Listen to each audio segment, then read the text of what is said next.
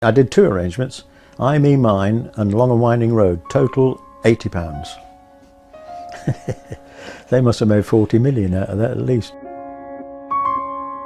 I really didn't know how big these people were. I'd heard of the Beatles, obviously, and I didn't realise when that record came out how huge it would be. I was just doing another gig.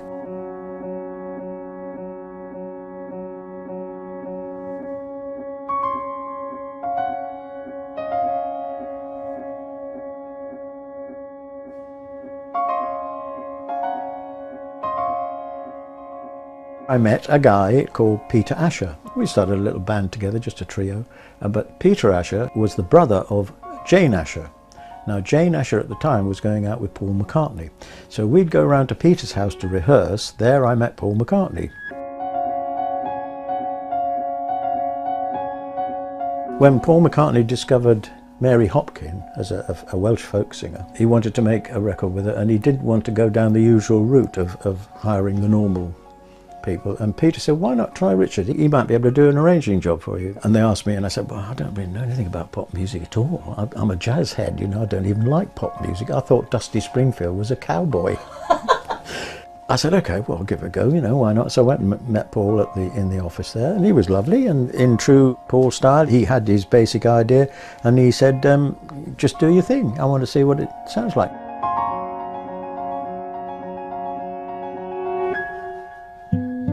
And then after that, this was the bone of contention. I was called in again by EMI office, probably Peter Asher, I guess, to do arrangement of a song that Paul McCartney didn't want an arrangement on. They'd finished the Let It Be album. Alan Klein wasn't happy with it. He wanted it redone. So he hired Phil Spector to come in and what he called clean up the album.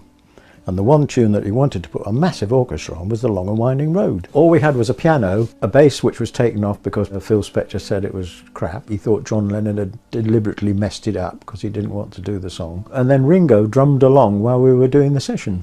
Paul McCartney didn't want it at all. He wanted to be a piano and voice, you know, just simple thing as it was. Went and met Phil Spector, and we talked about doing the orchestra. I said, yeah, well, okay, I could put some, you know, a few violins and trumpets on it and whatnot. Working away, and then phone me, hey Richard, I want 20 violins, I don't want 6 violins, I want 20, I want a harp. But I'm on the Beatles record. I want a big choir. Beatles record, oh my God. And so I did this arrangement for the Long and Winding Road, which sounded good actually. I mean, I have to say, you know, it was a big score, but it worked. We were working just with Paul's voice on the piano, overdubbing to that.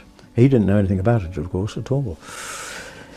So then the proverbial mud hit the fan when it came out, and I got into a hell of a lot of trouble with George Martin and Paul. It really did rankle with both George Martin and Paul McCartney, and they didn't sort of contact me for a year. But then he did, and asked me to do some stuff for Milo, for Wings. I think he'd simmered down, because after all, it became a huge hit as a massive orchestral thing, and he toured with the orchestra, strangely, you know, so come on Paul, then wasn't so bad after all, was it?